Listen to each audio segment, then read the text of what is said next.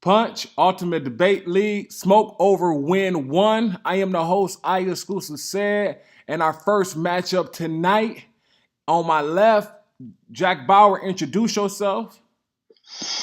Yo, it's Jakk Bauer for representing the Midwest. I'm Midwest all my whole life, man. Gonna be that way for the remainder of it. You know what I'm saying?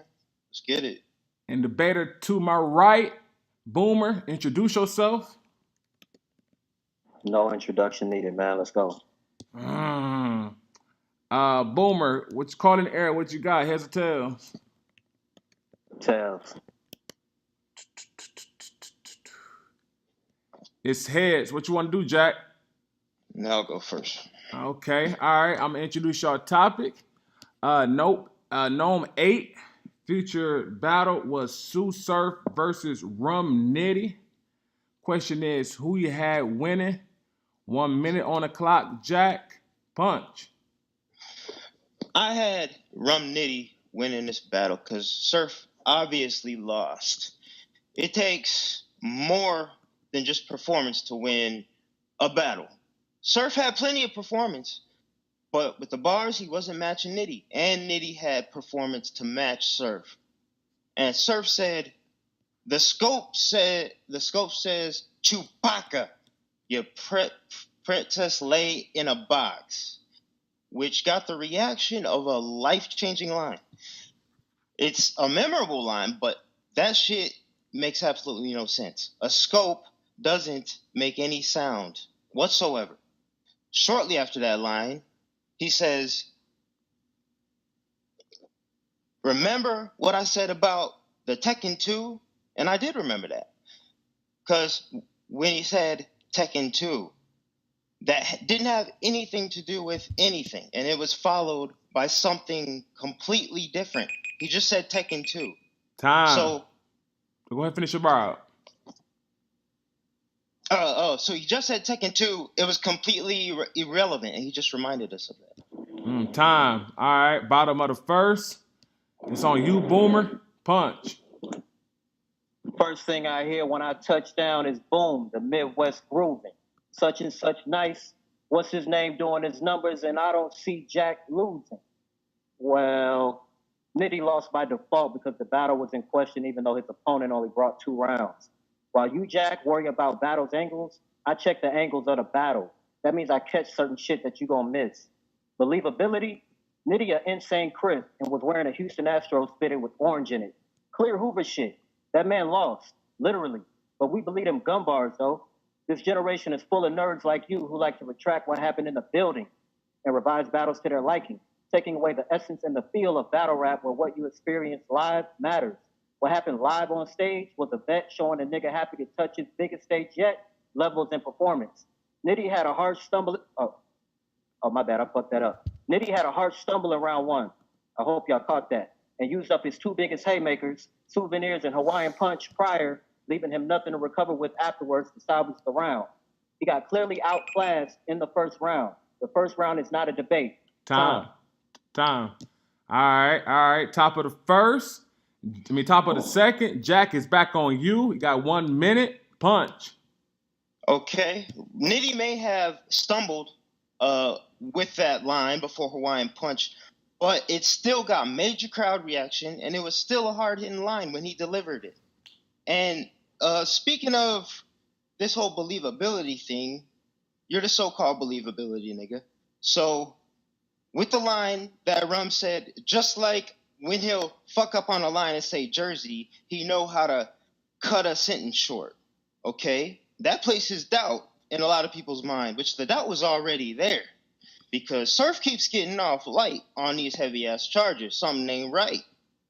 Now, that line from Nitty, a Crip, showed that what Surf needs is to stop snitching, and maybe he'll be taken more seriously, aka believability, which you like to throw that word around a lot. So, between that and the lines that don't make sense, it's just they're not matching up to what Nitty did. Time. Bottom of the second. Boomer, it's on you. 1 minute on the clock. Punch. You can have debatable battles when you're 30 niggas in real life. Yeah, 3-0 niggas is one thing, but catch the double entendre. 30, an extended clip like I'm using on you right now. Nerd niggas like you miss metaphors like that. Surf used a vet tactic of manipulation, already painting a picture in your mind that it's a difference between metaphors and real rap. One nigga amazing with his pen, while the other in real life was trapped in a maze, in the pen, for real. Anybody can come up with your rounds, Jack, because they don't come with indictments.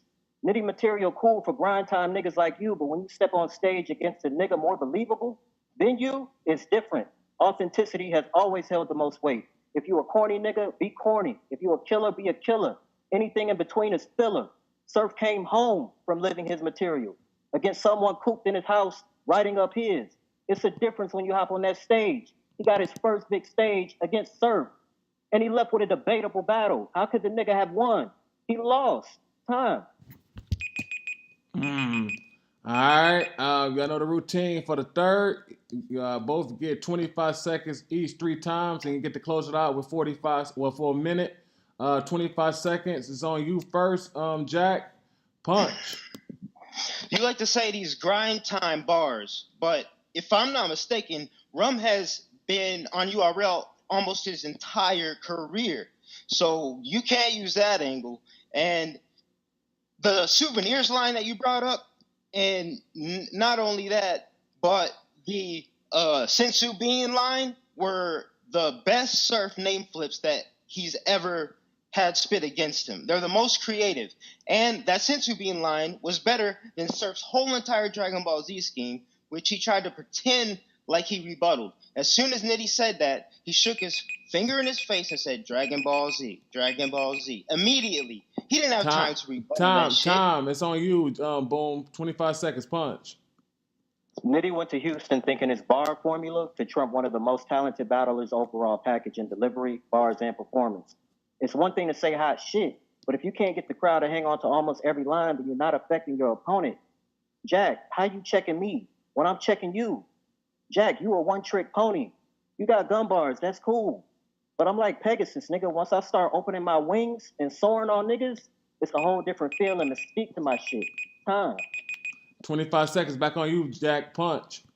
So you obviously weren't listening. You're saying there's more to it than bars, but Nitty matched Surf's performance, like I said, and he had better bars. He got the appropriate crowd reaction without any of the gas that Surf got because he just came home from doing a bid. Yeah, that's why Surf got 90% of the reaction that he did for average lines.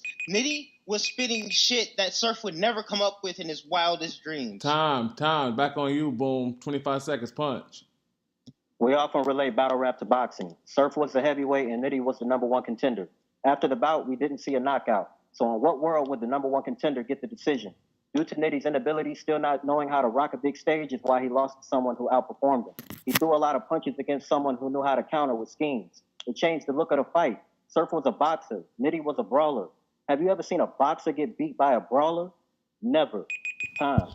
25 seconds. Back on you, Jack. It's your last 25 seconds. Punch.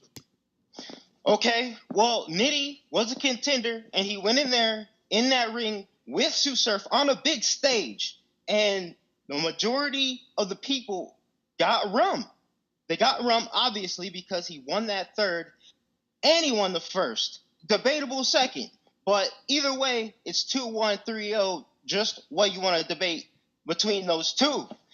Nitty was consistent throughout the first and second, and like I said before, Surf had the Tekken 2 lines that didn't go anywhere. Time. 25 seconds, last 25 seconds, Boom, it's on you, Punch. Hey, man, anybody that know me know I'm a believability nigga.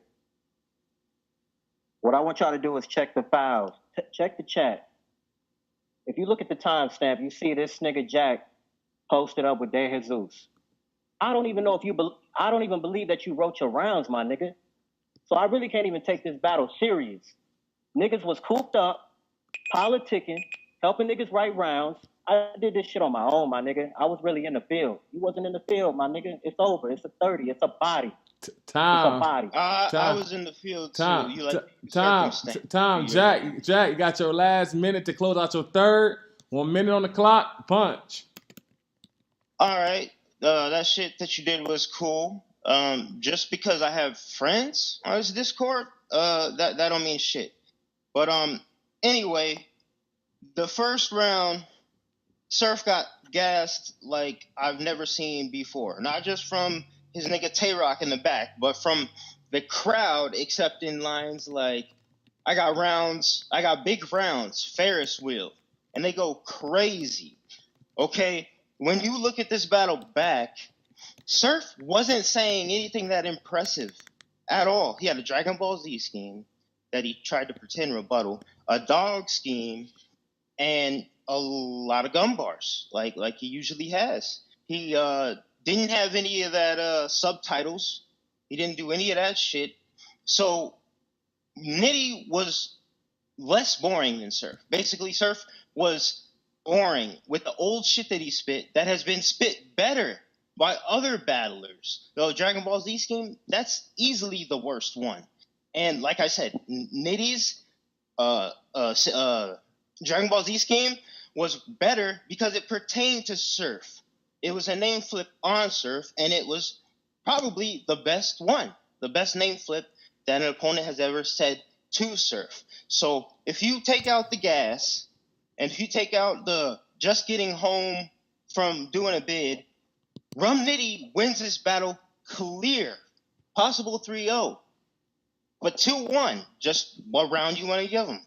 So with Rum Nitty's intricate punches and Surf's basic punches, Rum Nitty wins the battle. Time. Boomer, 1 minute on the clock. It's on you. Punch. Yo, man, I said earlier this was either going to be a death or it was going to be a tragic death. I'm not even going to use my full minute. Like I said, man, this is the difference between street niggas calling rap battles and nerd niggas calling rap battles. Because you paying attention to only bars. It takes more than bars to win battles. How the fuck you think Hitman became one of the most prominent niggas in this shit? He got a little bit of bars, but it's how he sell his shit.